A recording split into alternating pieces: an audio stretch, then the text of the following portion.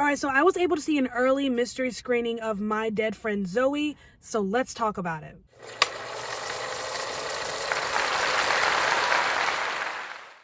Directed by Kyle Hausman Stokes, stars Natalie Morales, Sonequa Martin Green, I hope I'm pronouncing her name correctly, Morgan Freeman, Ed Harris, Gloria Rubin.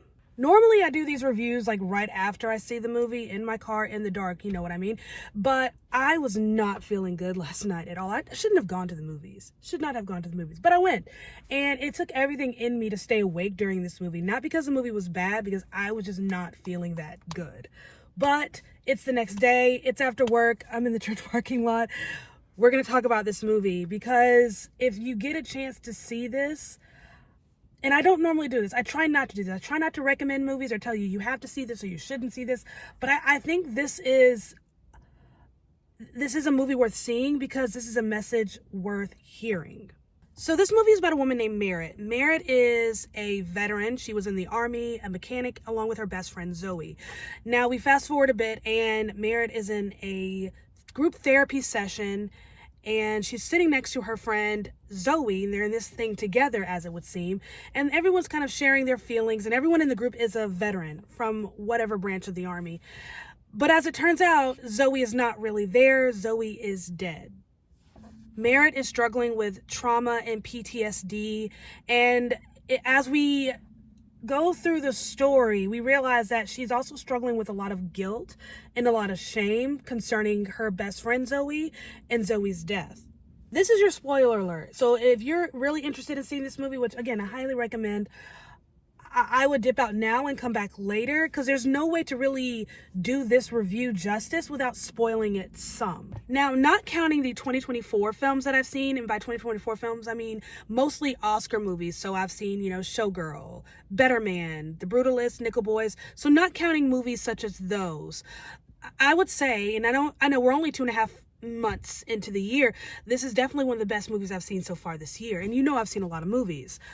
This was just beautifully done. It's so compassionate. I have nothing negative to say about the movie at all.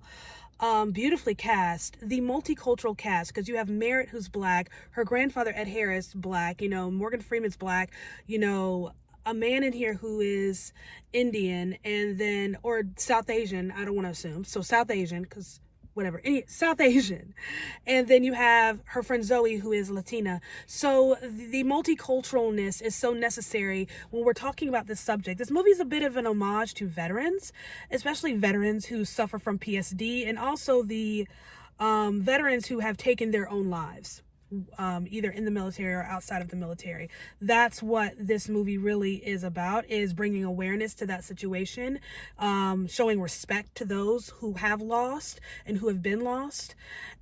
And also, this is an opportunity for this director to tell a bit of his own story, because for him, as he mentions, that we got a little intro right before the movie, and there is a little message right after, so I would stick around for that. It'll tell you that, hey, there's a message from the filmmakers.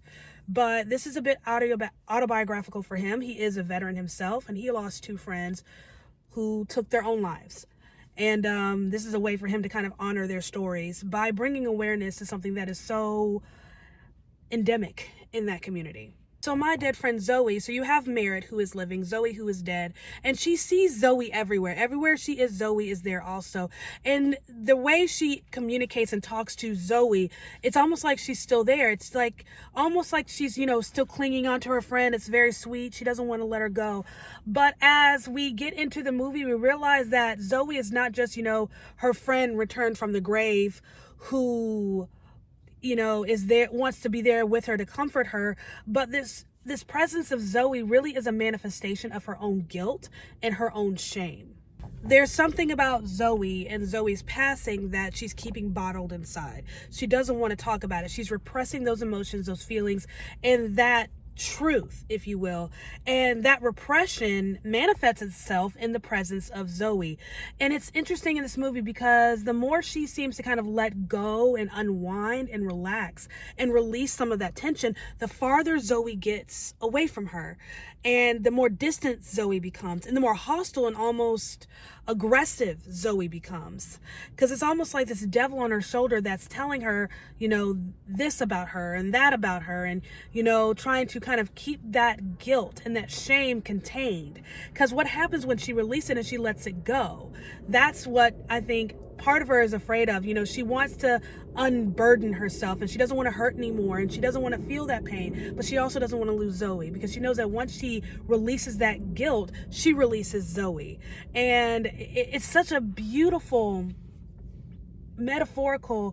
I love the way he did that. It was so clever, the showing guilt in that way, in the form of a loved one, and how sometimes memories can be beautiful, but they can also be burdensome, and they can be damaging. And I don't know, I just thought it was so respectful the way it was done, to kind of give everyone, whether you've been part of the army or the military, or whether you're just a normal human being and you've been through your share of trauma and you carry guilt, you carry shame. So you understand what it feels like when that thing is always in front of you, it's always in your face, and it's like it's never going to go away. And really, it's not that you're carrying this awful piece of your own history. It's you're carrying a lot of guilt and a lot of shame. And when you've been carrying that kind of weight for so long, you become comfortable with it. It becomes normal. And the thought of letting it go is scarier than actually confronting your pain. Am I making any sense? What I'm trying to say is I found this to be very relatable, very close to home, because I went through my own trauma, which came with my own little bit of PTSD. And I carried the weight and the weight of that for a very long time. And when I look back and I realized that if I had just confronted the guilt, and if I had just confronted the shame, and if I had just said it out loud, if I just really said it out loud, what I was really feeling, I wouldn't have carried it for so long. It can't have a hold on me if I'm still holding on to it. Does that make sense? Because, I think that's, what, especially being a Christian and being at church, it's talking about how this has a hold of you. No, it's quite the other way around. I had a hold of it. I was holding on to it. I was letting it fill a void in me, because I felt like if I let this go, then I'm just going to be empty. And I'm leaving all this extra space for all the bad stuff to come in, when really all that was left to come in me was peace.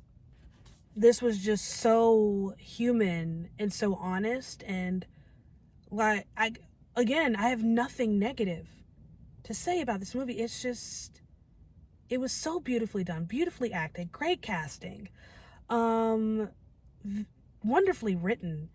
I hate that it comes out I hate that it's a February movie. This is a great film. I don't know if there's award potential here. We'll see what the year has to offer, but I don't know. I feel like there's definitely something worth recognizing here, but because it's so early in the year, it's easy for movies that come out too early to kind of get lost and forgotten about. That's what's happening with Dune Part 2 now. If Dune Part 2 had come out, in November or October, it would have more attention. There would be more awards. There would have been more nominations. But it came out in March. Hell, I saw it in February. So I hate it when damn good movies that don't know they're good. That's the problem. They don't know they're good. They're releasing this movie early because it's independent. There's not a whole lot of marketing for it. And they're just trying to get it to make some money before the big blockbusters come out. Because the next big movie to come out, because right now we're in the middle of Captain America. After that, it's going to be, what is it? Mickey 17 is the next big one. But then we'll see how that does. But Snow White, that's the next big juggernaut, if it proves to be a juggernaut, but we can have that conversation another time. So I understand why this movie is releasing now, because they want people to see it, and they want to, release it in a space where there's room for it to be seen. But my God, the movie is damn good. And I don't think it's going to get the recognition it deserves because it's so early in the year, and that's unfortunate. 10 out of 10. I loved it. Like, I'm marking it down on my little spreadsheet. 10 out of 10. That was lovely and beautiful. And I don't know, it's one of those where if you've been through some things, it makes you feel a little seen. But that's all I really have to say about My Dead Friend Zoe. Beautiful film, highly recommend. It's supposed to come out next weekend. Hopefully, cross your fingers, because it is a small independent film, so we'll see what that release looks like. But thank you so much for listening. Don't forget to like, comment, and subscribe. I love you. You're amazing. And I'll see you next time.